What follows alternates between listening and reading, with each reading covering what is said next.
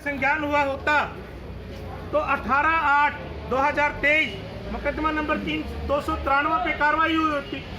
Atrocity act में SC आयोग ने तो हाथ बांध रखे हैं, वो तो कार्रवाई नहीं कर रहा, दलितों पर अत्याचार हो रहे हैं। तो देखा जाता है सर, एक बात और सामने आती है कि जो SC ST एक्ट के मुकदमे होते हैं वो अक्सर खारिज कर दिए जाते हैं। इस बारे में आप क्या कहेंगे? ये तो मिली भगत होती है, ऊपर से नीचे तक प्रशासन मिल जाता है। गरीब व्यक्ति जो एट्रोसिटी एक्ट के तहत मुकदमे कराता है उन पे किराया भाड़ा नहीं होता, और पुलिस प्रशासन जैसा हमारे प्रधान जी ने बताया कि मिली भगत करके उसमें लिपापोती कर दी जाती है, डराया जाता है, उसको कहा जाता है कि हम आपको खेत में नहीं घुसने देंगे, आपको घास नहीं देंगे, आपको लस्सी नहीं देंगे, आपको बीमारी में 2 पैसे नहीं देंगे। पे इतने लोग आकर बैठ जाते हैं कि गरीब व्यक्ति आखिर में टूट जाता है, और पुलिस का भी ये प्रेशर होता है कि कंप्रोमाइज कर ले भाई।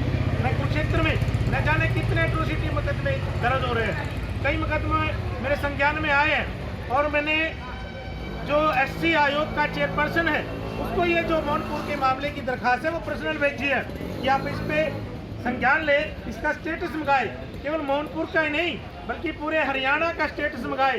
मैं आपके चैनल के माध्यम से बताना चाहता हूँ, चाहे मनीषा कांड हो, चाहे अरसोड़ा कांड हो, चाहे मिर्तपुर कांड हो, ये जितने भी कांड हुए हैं ये केवल वाल्मीकि और चमारों के साथ ही क्यों दोहराए जाते हैं, अदर कास्ट के साथ क्यों नहीं दोहराए जाते?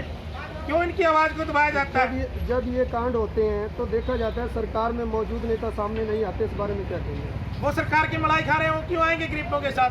मैं तो ये बात पहले भी कह चुका हूँ, कई बार मैंने जितने भी समाज के ग्रुप में कहा है कि जो नेता हमारा दुख दर्द में साथ नहीं देता वो हमारा नेता क्या, हम इसका बहिष्कार करना चाहिए। हम उस नेता का सम्मान करें जो दलितों के साथ है, चाहे वो चमारों के साथ हो, चाहे वो वाल्मीकियों के साथ हो, चाहे वो कटीक, धाड़क, मछली, ओट, सैंसी, अदर कास्ट के साथ हो। जब हमारे समाज का व्यक्ति SC आयोग का चेयरपर्सन है और वो इस परिवार को देखने तक भी नहीं आता कि 20 परिवारों ने पलायन कर दिया, वो पुलिस प्रशासन के छोटे से लेकर बड़े अधिकारी तक न्याय की गुहार लगा चुका है। IO से लेकर DSP तक, SP तक, IG तक और DGP तक वाल्मीकि समाज जो अशिक्षित है, आज वो बड़े से बड़े अधिकारी तक मिल चुका है, लेकिन उन्हें न्याय की कोई उम्मीद नहीं नजर आ रही। आज एक छोटी सी 17 दिन का बच्चा है, उसको लेकर एक महिला घूम रही है जिसको अपराधी बनाया गया। 1 क्विंटल 40 किलो की महिला जो खुद उठ नहीं सकती, बैठ नहीं सकती, उसको अपराधी बनाया गया। पूरे परिवार को अपराधी बनाया गया है। 17 अन्य लोग जो इस मिशन में काम कर रहे थे, SC को उनका हक दिलाने का काम कर रहे थे, उनको अपराधी बनाया गया, उनको अन्य में लिया गया। मैंने अपनी ज़िंदगी में, आज मेरी उम्र 45 वर्ष की हो गई है, ऐसा मुकदमा मैंने नहीं देखा कि एक बार FIR हो गई, एक बार FIR होने के बाद उसमें 17 आदमियों को फिर अपराधी बनाया जाता है। भाई, क्या किसी ने सुमन से गलत कहा? क्या सुमन के साथ किसी ने कोई मारपीट की? क्या कोई मेडिकल पे आई है कि सुमन के साथ मारपीट हुई है? सिर्फ उसने सुसाइड किया है।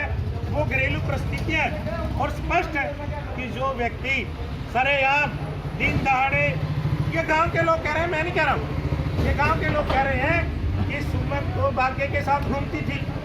अब तो सरेआम कारों में घूमती थी जब से ये एपिसोड चल रहा है, उससे पहले भी उनकी बातचीत थी।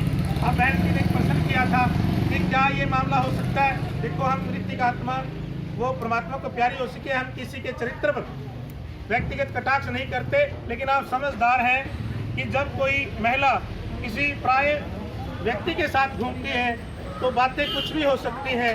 ये चिंता का विषय है, इंक्वायरी का विषय है, जांच का विषय है, और यही बात हम कहना चाहते हैं पुलिस से कि आप जांच करिए।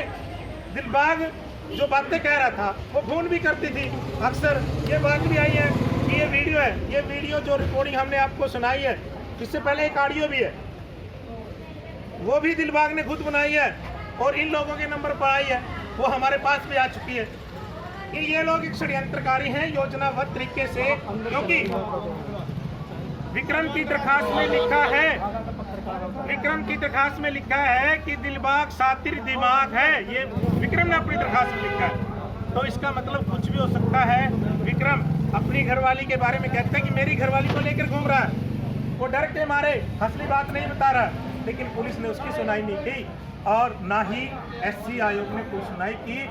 यदि एससी आयोग सुनाई करता तो 18/8/2023 का पेंडिंग मुकदमा आज उस पर कार्रवाई होती। सुप्रीम कोर्ट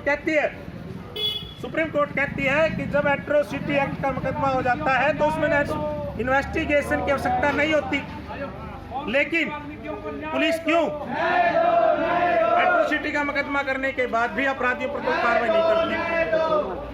तो ये चिंता का विषय। मैं हरियाणा वाल्मीकि महासभा का जिला अध्यक्ष हूँ। मेरा नाम रघुवीर सिंह पवार है। तो ये थे हमारे साथ रघुवीर सिंह